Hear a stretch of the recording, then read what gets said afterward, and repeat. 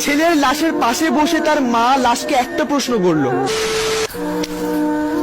ছেলেটা দুটো চোখ লাল টসটস করছে, পানি খাচ্ছিল, পানিটা গলায় আটকে যাচ্ছিল, পানি গিলতে পারছিল না। মা ছেলের এই অবস্থা দেখে ছেলেকে জিজ্ঞেস করে, কি রে বাবা, তোর কি কোনো সমস্যা, ডিপ্রেশনে আছিস নাকি? মায়ের কথা শুনে ছেলেটা বলে, না মা, কোনো প্রবলেমের মধ্যে নেই, কোনো ডিপ্রেশনের মধ্যে নেই। আসলে কি হয়েছে, পিকনিক হচ্ছিল তো, তাই দুটো রাত জেগে অনেক আনন্দ করেছিলাম, এই জন্য চোখটা লাল হয়ে আছে। কিন্তু ছেলেটা তার মাকে কিভাবে বোঝাবে যে ছেলেটা প্রতিটা রাত মৃত্যুর সাথে লড়াই করছে? আসলে কি হয়েছে, ছেলেটা একটা মেয়েকে ভালোবাসে, আর খুব ভালোবাসে। মেয়েটাও ছেলেটাকে ভালোবাসে। ছেলেটা ভালোবাসার এমন পর্যায়ে চলে গেছে, সে তার ভালোবাসাকে নিয়ে অহংকার করা শুরু করে দিয়েছিল। ছেলেটা তার বন্ধু বান্ধব, আত্মীয় স্বজন, পাড়াপড়শি, বড় ভাই ব্রাদার সবার কাছে যে তার ভালোবাসার কথা বলতো, আর বলতো সে যে মেয়েটাকে ভালোবাসে, সে মেয়েটা কখনো তাকে ছেড়ে যাবে না, কোনো দিনও তাকে ছেড়ে যাবে না। তারপর ছেলেটা যে মেয়েটাকে ভালোবাসতো, সে মেয়েটা মাঝে মাঝে মজা করে ছেলেকে বলতো, আচ্ছা আমাকে যদি কেউ কখনো স্পর্শ করে তাহলে তোমার কেমন লাগবে? ছেলেটা কোনো কথা চিন্তা না করে বলে ফেলতো, আমি মরে যাব।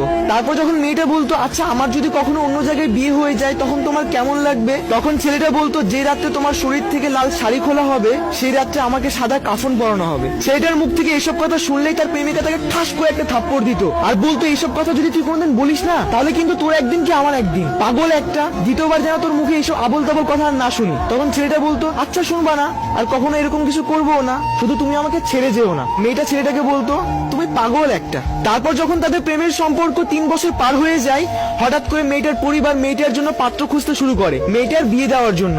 আর এইসব কথা শোনার পর ছেলেটা ছটফট করা শুরু করে দিল।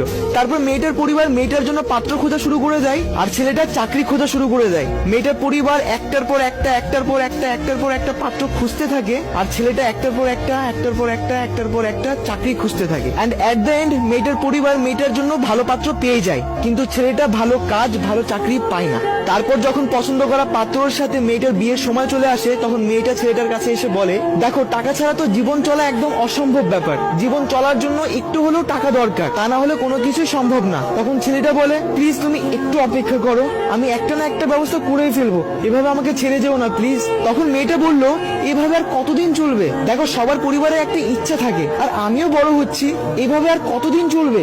তখন ছেলেটা বারবার রিকোয়েস্ট করে কান্না করে বলল, প্লিজ ছেড়ে যেও না, একটা না একটা ব্যবস্থা করে ফেলবো, একটু অপেক্ষা করো, একটু ধৈর্য ধরো। কিন্তু মেয়েটা ধৈর্য ধরে না, তার পরিবারের পছন্দের পাত্রর সাথে বিয়েতে রাজি হয়ে যায়। তারপর বিয়ের ডেট তারিখ ঠিক হলো, বিয়ের দিন চলে আসলো। যে রাত্রে মেয়েটাকে হলুদ শাড়ি পরানো হয়, সেই রাত্রে ছেলেটা নানান রকম নেশা করতে ব্যস্ত। দেন বিয়ে করার পর মেয়েটা তার স্বামীর বাড়ি চলে যায়, আর সেই রাত্রে ছেলেটা ফেসবুকে একটা স্ট্যাটাস দেয়। স্ট্যাটাসটা হলো, অহংকার করে বলেছিলাম সে কখনো আমাকে ছেড়ে যাবে না, সময়ের ব্যবধানে বুঝলাম অহংকার পতনের মূল। আর এইটাই ছিল ছেলেটার লাস্ট ফেসবুক স্ট্যাটাস, আর হয়তোবা লাস্ট মনের কথা। তারপর সেই রাত্রে মেয়েটার শরীর থেকে লাল শাড়ি খোলা হচ্ছিল, আর ছেলেটাকে সাদা কাফনে মোড়ানো হচ্ছিল। তার মানে ছেলেটা মরে গেছিল, সুসাইড করে ফেলেছিল। তারপর সকাল হয়, হাজারো মানুষের ভিড়, ছেলেটার লাশের পাশে বসে তার মা চিৎকার করে কান্না করছিল। আর ছেলেটার লাশের দিকে তাকিয়ে তার মা ছেলেটাকে একটা প্রশ্ন করলো, কি ছিল 3 বছরের ভালোবাসায় যে 22 বছরের ভালোবাসাকে ভুলে গেলি? তারপর হয়তো ছেলেটার পরকালের হিসাব শুরু হয়ে গেল। তার মা কান্না করছিল, আর যার জন্য মারা গেল সে তার হাজবেন্ডের জন্য হানিমুনে চলে গেল। বাহ, क्या बात है।